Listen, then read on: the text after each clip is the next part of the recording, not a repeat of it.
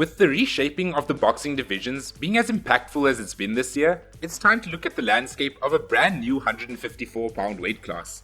With Terence Bud Crawford moving up to fight Canelo at 168 pounds, we will be leaving him off of this list since his next fight isn't at the weight and we don't know which weight class he'll come down to after the fight. We rate our fighters by giving them scores out of 10 on 5 key traits. The first is power, the strength of the fighter's jabs, single shots, as well as their knockout ratio. Next is their hand speed, the speed of the fighter's combinations and counter punches. Their endurance, how much punishment the fighter can take to the head and body and keep fighting competitively. Gas tank, how long the fighter can fight at their ideal pace before getting tired. And technique, their footwork, ring intelligence, defensive prowess, and any other notable skills the fighter may have in their arsenal. We'll kick things off with the youngest current world champion in boxing. Born in San Juan, Puerto Rico, 22-year-old Xander Zayas began his amateur career at the age of 12 and 3 years later went on to win the 2018 USA Youth National Championship Finals. The following year, at age 16, he began his professional career, racking up 5 KOs in his first 6 fights, with 4 of them being in the first round. With this phenomenal start, he has been making great use of his youth, fighting 3 to 4 times a year and holding on to the NABO and NABF belts he's earned for the last 3 years. His tougher tests came this year when he defended his belts against the 20-0 German Slava Spommer in February, winning by 9th round TKO, then going on to win the vacant WBO world title against 28-year-old Jorge Perez, who was 33-4, losing 3 split decisions and a unanimous decision. Zayas proved that he was levels above Perez and became a world champion. Zayas adeptly uses feints, jabs, and subtle head movement to bait opponents before slipping shots and landing crisp counters. His counter left hook, often thrown off of a feint or step back, is a hallmark of his skill set, seen in amateur footage and early pro work against Elias Espadas. This ability to read opponents, provoke mistakes, and punish them reveals excellent ring IQ. He averages around 65 punches per round, a volume that pressures and disrupts opponents. In the Jorge Perez title fight, Zayas landed 199 of 522 punches, which is a 38% accuracy rate, including 123 power punches. His stamina allows him to maintain high volume throughout, even in late rounds. In fights like Sosa and Spommer, he maintained high punch output and accuracy deep into the later rounds. Zayas lacks true power to stop top opponents. He accumulates damage over rounds, but rarely stops durable foes. In more challenging fights, like against Garcia and Sosa, he didn't produce a stoppage even when the opponents appeared hurt. It has also been noted that he tends to clinch a lot toward the later rounds against more durable opponents, and this may be to cover for his defensive holes and lack of power. With all that said, let's look at how we'd rate the current Xander Zayas. As much as he is a pressure fighter, his lack of finishes puts his power at a 6. His combinations and counter-punching ability is one of his standout traits, putting his hand speed at 10. His endurance hasn't been tested definitively, but giving him the benefit of the doubt, it's around a 7. He's maintained a high pace with his pressure in later rounds, putting his gas tank at an 8. He does make his style, strengths, and weaknesses work remarkably, showing a high boxing IQ. He gets a technique rating of 8. All this gives 22-year-old Xander Zayas a total rating of 3.9 stars. Next, we look at Zayas' target, the 27-year-old WBC champion, the towering inferno Sebastian Fundora. In 2016, an 18-year-old Fundora started his professional career going on a 13-win streak over the next 3 years, before getting a draw in a bout for the WBC youth belt. He got another string of 7 victories, including a 9th round stoppage over Erickson Lubin and a unanimous decision over Carlos Ocampo. His next fight, however, was against a seasoned Brian Mendoza, who fought well on the outside in order to wear out Fundora to get a 7th round KO. After that loss, however, the towering inferno was reignited when he defeated Tim Tszyu to unify the WBC and WBO belt in a close and bloody fight. He went on to defend those belts against Chordale Booker a year later, before taking on Tszyu in a rematch to defeat him definitively by stoppage in the 7th round. This fight showed growth by the young fighter in many key traits. His power and ability to adapt to the pressure of Tszyu may have been what made him look that much better in his last showing. Fundora's marquee advantage is his length. His jab is rangy and probing, capable of disrupting opponents' rhythm and keeping them off balance. He transitions from his jab into fluid combinations. Against Tszyu in their first fight, he pivoted in and out, continually creating angles while landing left-hand power shots from southpaw position. Although tall, Fundora loves to scrap on the inside.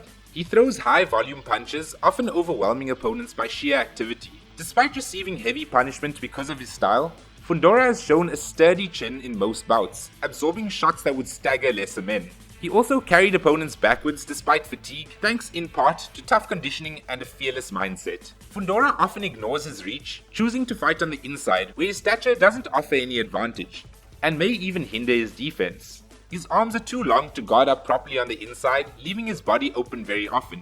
Fundora's only loss came via 7th round knockout to Brian Mendoza in April of 2023. He was winning clearly on the scorecards until Mendoza landed a powerful left hook that ended it.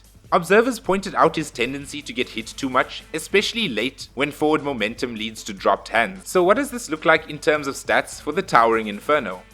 Before his last fight against Tim Tszyu, I would have given his power rating a rating of 7, but it's more likely to be at an 8. Fundora's combinations are quick, but he has had fights where he has had to take shots in order to give them. His hand speed is at a 7. His endurance has been tested quite a bit, and while he can survive wars on the inside, it takes a massive toll on him. It gets him a 7. His gas tank has seen him through a lot better in his last 2 fights, earning him an 8. We can also say the same for his technique, as his tools looked a lot sharper in his last 2 fights. Fundora gets 1 more 8, bringing the towering Inferno's total to 3.8 stars. Our third fighter is the last of the world champions we've got on this list. IBF World Champion Bakhram Murtazaliev. He is a fearsome, disciplined champion with elite counterpunching, ring control and finishing ability.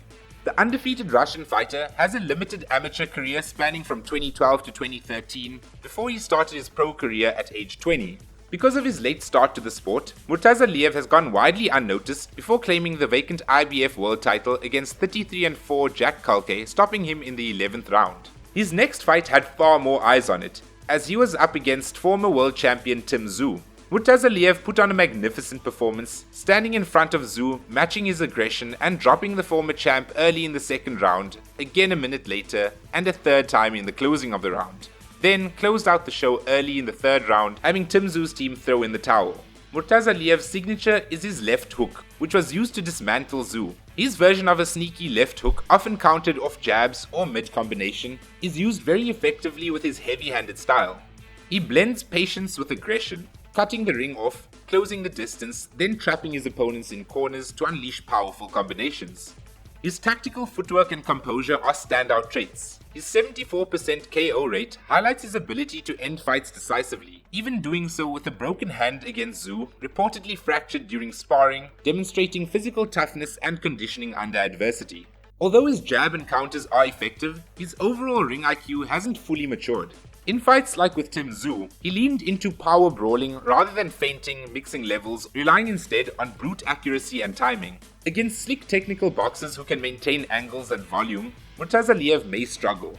Though he beat Culke and Tszyu with precision punching, boxers with elite lateral movement and output may be able to neutralize his counters and pressure. So we'll go ahead and see what Bakhram Murtazaliev looks like on paper. His jab and left hook has particularly high power, enough to get him an overall power rating of 8. His combinations come in as quickly as they do strong, getting him another 8 for hand speed. We haven't seen how much punch resistance Bakhram has yet, but going off of his aggression he's showed against Tim Tszyu with an alleged injury, I would think it's around an 8. His gas tank hasn't been seen to have a limit, especially as his style is designed to go into deep water. Bakhram gets a 9 for gas tank.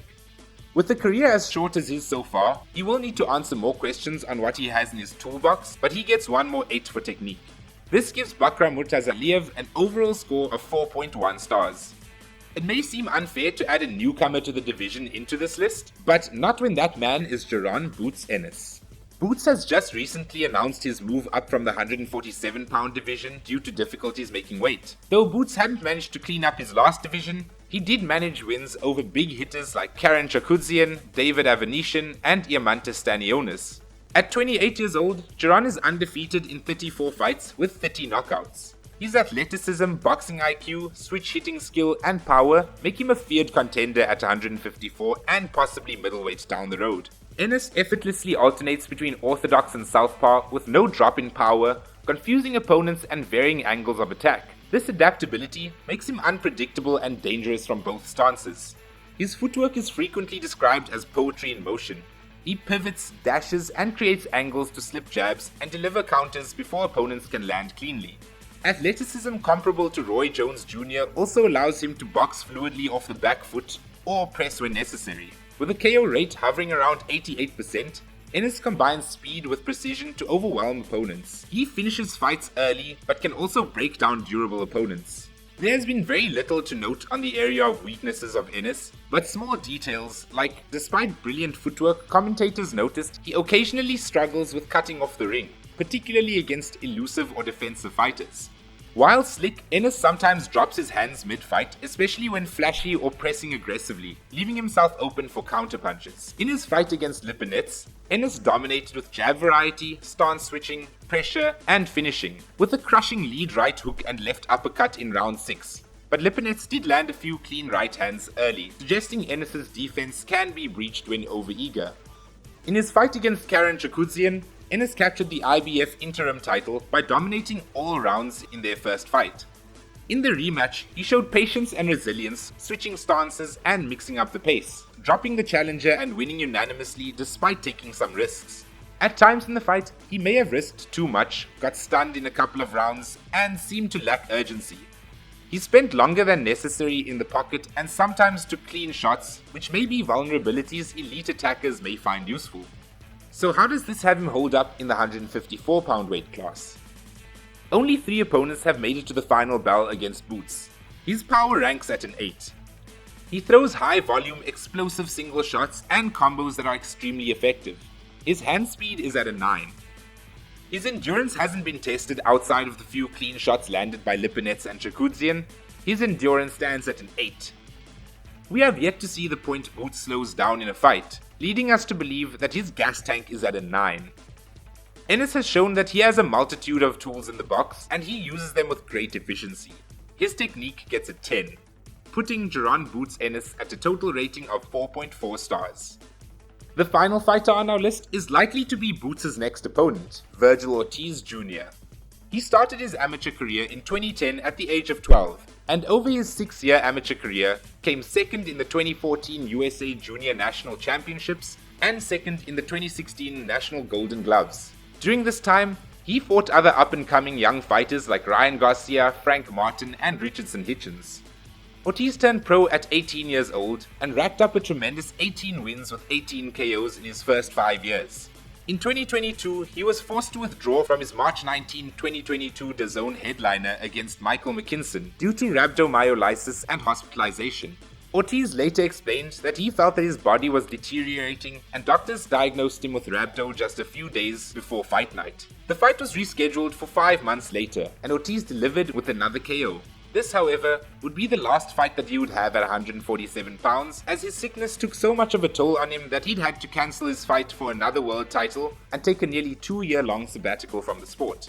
When he returned, it would be at 154 pounds, where he continued where he left off, knocking out his first 2 opponents at the weight to bring him to a 21 knockout win streak. This brought us to last year, when he fought 24-1 Thierry Boachuk to win by majority decision and become the new WBC interim world champion.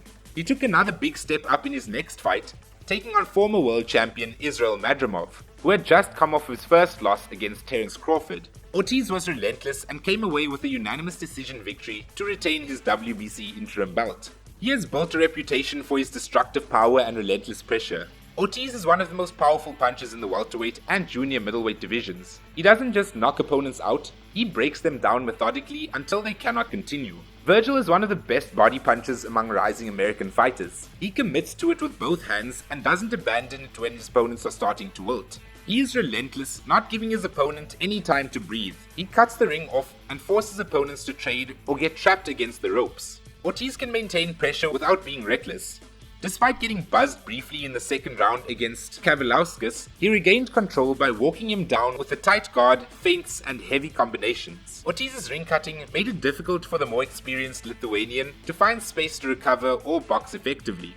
Ortiz doesn't panic when hurt. He maintains his composure and bounces back with controlled aggression. His aggressive style makes him susceptible to being hit, especially in exchanges. While he blocks well and moves his head, He is not elusive and relies on absorbing shots in order to throw his own. He often comes forward in straight lines and prioritizes offense over evasiveness. While he keeps a tight guard, he doesn't move his head much after throwing combinations, which leaves him open to check hooks or overhand rights. Knowing this, let's look at what stats this gives him.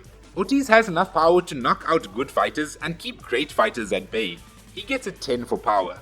His hand speed is quick enough to match and outland world-class opposition, putting it at a 9.